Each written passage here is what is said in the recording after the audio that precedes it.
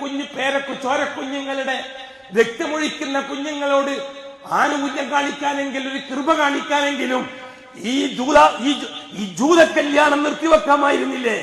50,000 1 ലക്ഷം ആളെ വിളിച്ച് ബിരിയാണി തീറ്റിച്ച് മഞ്ഞ കല്യാണവും ചുവപ്പ് കല്യാണം വെച്ച് ഭാര്യ മക്കളെ കൂട്ടിക്കൊണ്ടുപോയി തട്ടകസി സുഖിച്ച് ജപിക്കുമ്പോൾ ആ ഫലസ്തീനിലെ മക്കളും ഓർക്കാമായിരുന്നില്ലേ? ഒരു 5-10 ആളെ കൊണ്ട് കല്യാണം നടത്താമായിരുന്നില്ലേ? നിങ്ങൾ കൊറോണന്റെ സമയത്ത് നടത്തിയതുമല്ലേ? നിങ്ങൾക്ക് എന്ത് താല്പര്യമാണ് ഫലസ്തീനോടുള്ളത്? ഞാൻ ചോദിക്കുന്നു. ഈ ഐക്യദാർഢ്യം പ്രഖ്യാപിച്ച് റോട്ടിലിറങ്ങി കുഴച്ചവരോട് ഞാൻ ചോദിക്കട്ടെ, നിങ്ങൾക്ക് എന്ത് താല്പര്യമാണ് അവരോടുള്ളത്? നിങ്ങൾക്ക് എന്ത് താല്പര്യമാണ് ഫലസ്തീനികളോടുള്ളത്? അതേപോലെ കല്യാണത്തിന് ക്ഷണിക്കുമ്പോൾ ഇല്ല, ഞാൻ ആ കല്യാണത്തിനില്ല, നിങ്ങളെ ചോപ്പ് കല്യാണത്തിനും മഞ്ഞ കല്യാണത്തിനും ഇല്ല.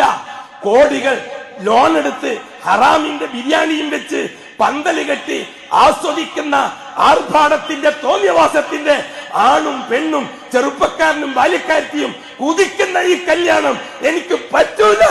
എന്റെ ഫലസ്തീനിലെ മക്കളും മരിച്ചു തീരുകയാ. ഖത്തീബിന് പറയാമായിരുന്നില്ലേ? പള്ളി കമ്മിറ്റി പ്രസിഡന്റിന് പറയാമായിരുന്നില്ലേ? സംയുക്ത ജമാഅത്തിന്റെ പ്രസിഡന്റിന് പറയാമായിരുന്നില്ലേ? സംഘടനാ നേതാക്കന്മാർക്ക് പറയാമായിരുന്നില്ലേ?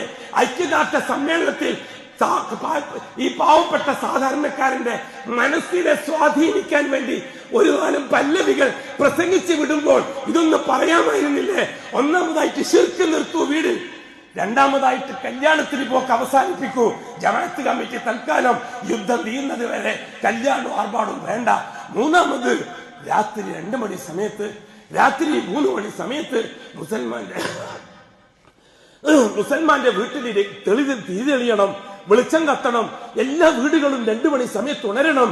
എന്നിട്ട് അയൽവക്കത്തുള്ള ഹിന്ദു മതസ്ഥൻ ചോദിക്കണം, ക്രിസ്തു മതസ്ഥൻ ചോദിക്കണം, എന്താണ് നിങ്ങളുടെ വീട്ടിൽ കുറെ ദിവസമായല്ലോ 2 മണിക്ക് എണീക്കുന്നു എല്ലാവരും?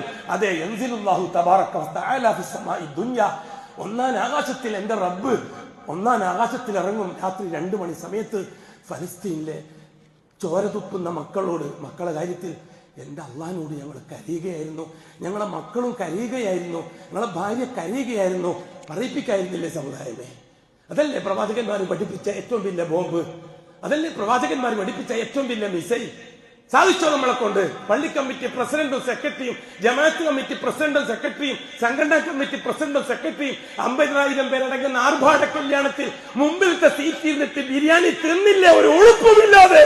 മാപ്പാക്കട്ടെ അല്ലാഹു തആല ഈ സമുദായത്തിന്. ഈ നില തുടരുന്ന പക്ഷം രൂക്ഷമായ പ്രശ്നങ്ങൾ ഈ പുതിയ നൂറ്റാണ്ടിൽ വരാനാണ് സാധ്യത. മുസ്ലിം ഉമ്മത്ത് ഏറ്റവും പെട്ടെന്ന് ഉണർന്നില്ലെങ്കിൽ ഷഹാദത്തിലേക്ക്